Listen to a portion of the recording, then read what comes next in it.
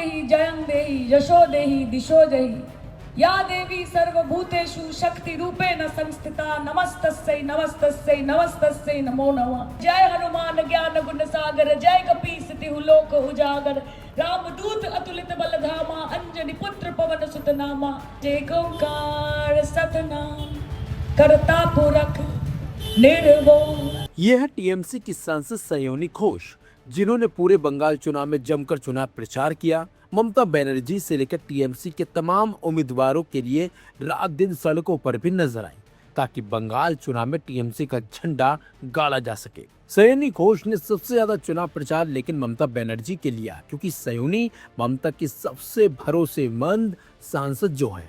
सयोनी घोष ने चुनाव प्रचार के आखिरी दिन तक जोश के साथ प्रचार प्रसार की कमान भी संभाले रखी, बल्कि कई जगह तो सयोनी मंच पर सभी धर्मों के धार्मिक गानों को गाती भी नजर आई, ताकि हर वर्ग और हर धर्म को साधा जा सके। अरे भवानीपुर, এখানে এত সম্প্রীতি, এখানে এত শান্তি, এটা তো একটা মিনি ইন্ডিয়া নিজের মধ্যে। সব ধর্মের সব সম্প্রদায়ের লোক আছে, যেখানে একটা বাড়ি থেকে শোনা যাচ্ছে যে কোনো ঘর থেকে আওয়াজ আসছে, কেউ বলছে রূপং দেহি জয়ং দেহি যশো দেহি দিশো জহি या देवी सर्वभूतेषु शक्ति रूपेण संस्थिता नमस्तस्यै नमस्तस्यै नमस्तस्यै नमो नमः। या देवी सर्वभूतेषु शांति रूपेण संस्थिता नमस्तस्यै नमस्तस्यै नमस्तस्यै नमो नमः। ठीक তার পাশের গলি থেকে শোনা যাচ্ছে লা ইলাহা ইল্লাল্লাহ মুহাম্মাদুর রাসূলুল্লাহ বিসমিল্লাহির রহমানির রহিম, যাচ্ছে তো শোনা। ঠিক তার পাশে কোনো গলি থেকে শোনা যাচ্ছে জয় হনুমান জ্ঞান গুণ সাগর জয় কপীস তিহু লোক উজাগর रामदूत अतुलित बल धामा अंजनी पुत्र पवन सुत नामा। महावीर विक्रम बजरंगी कुमति निवार सुमति के संगी कंचन वरण विराज सुबेसा कानन कुंडल कुंचित केसा। ठीक तार पाशे कोথাও শোনা যাচ্ছে যে ओंकार सतनाम करता पुरख निर्भय निर्वैर अकाल मूरत अजुनि सेभं गुर प्रसाद जप आद सच जुगाद सच है भी सच नानक होसे भी सच। তোমার বাংলা তো বিজেপির হাতে তুলে দেবেন, বৈষম্যকে জায়গা দেবেন, বিভাজনকে জায়গা দেবেন, এদেরকে আসতে দেবেন এখানে। सयोनी घोष टीएमसी की वो फायर ब्रांड सांसद है जो संसद से सड़क तक पार्टी के लिए हर वक्त आगे खड़ी दिखती हैं, चाहे वो प्रदर्शन की बात हो या फिर चुनाव प्रचार की। लेकिन बंगाल में चुनाव प्रचार थमते ही सयोनी घोष ने राघव चड्ढा के मुद्दे को उठा लिया है, बल्कि ऐसा बयान दे डाला जिससे अब एक नया बखेड़ा और विवाद खड़ा हो गया है। दरअसल एक पत्रकार ने इंटरव्यू के दौरान सयोनी घोष से राघव चड्ढा को लेकर सवाल पूछा था। पत्रकार ने पूछा था कि कई लोग आपके बारे में कहते हैं कि आपके पास स्पार्क है, एनर्जी है, वैसे ही ठीक जैसे कुछ साल पहले राघव चड्ढा के पास था।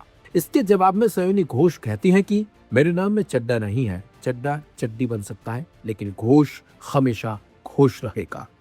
सयोनी घोष के इस बयान के बाद बीजेपी ने सयोनी घोष के खिलाफ मोर्चा खोल दिया है। बीजेपी आईटी सेल के हेड अमित मालवीय ने इस पर निशाना साधा है। उन्होंने एक्स पर वीडियो शेयर करते हुए लिखा, महुआ मोइत्रा द्वारा गुजरातियों के अपमान के बाद अब सयोनी घोष की बारी है। सिख और पंजाबी समुदाय को निशाना बनाने की संयोगवंश भवानीपुर में गुजराती, सिख और पंजाबी मतदाताओं का एक महत्वपूर्ण हिस्सा है और यह वही सीट है जहां से ममता बनर्जी चुनाव लड़ रही हैं।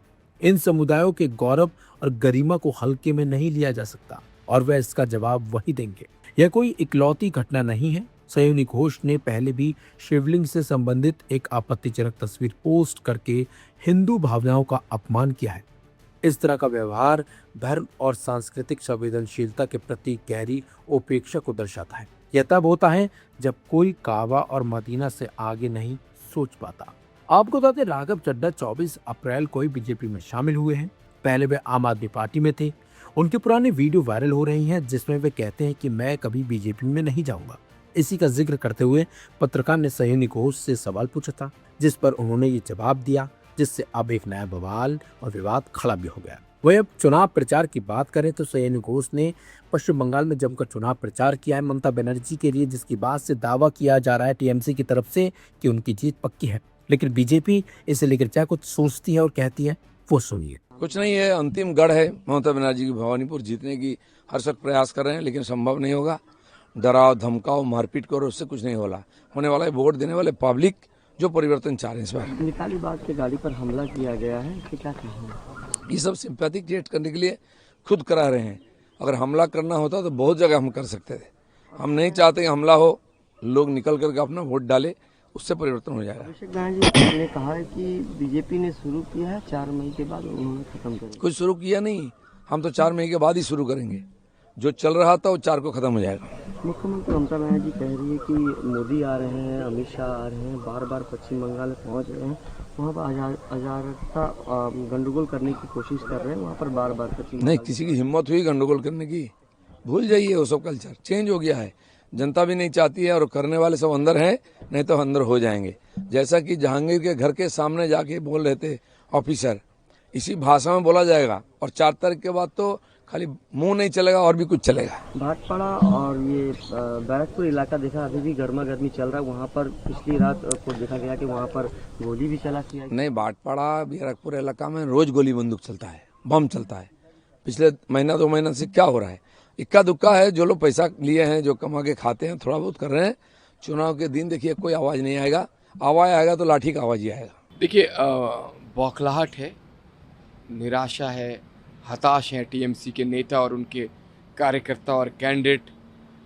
लॉ एंड ऑर्डर मेंटेन तो पुलिस करेगी, और पुलिस कहीं जाएगी तो वो समझाएगी, वो आपराधिक प्रवृत्ति के लोगों को चेतावनी तो देगी, पुलिस का काम है।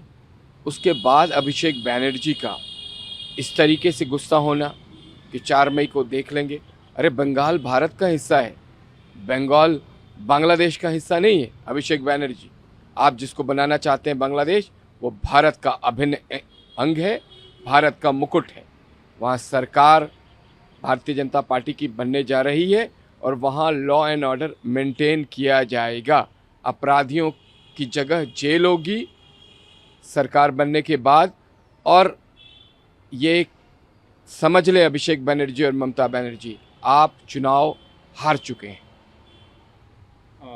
4 मई को हम खत्म करेंगे, देखते हैं। पिछले 5 साल से, मैं 10 साल और 15 साल के कार्यकाल की बात नहीं करूंगा, हजारों ऐसी खौफनाक तस्वीरें अटैक करते हुए भारतीय जनता पार्टी के प्रदेश अध्यक्ष से लेके, सांसद से लेके, एमएलए से लेके, भारतीय जनता पार्टी के कार्यकर्ताओं की हत्या तक हुई है। तब अभिषेक बैनर्जी मौन धारण कर लेते हैं क्या? उन्हें दिखाई नहीं देता कि रक्त रंजित राजनीति की शुरुआत बंगाल में टीएमसी के आने के बाद हुई। टीएमसी का मतलब ही है रक्त रंजित राजनीति करना।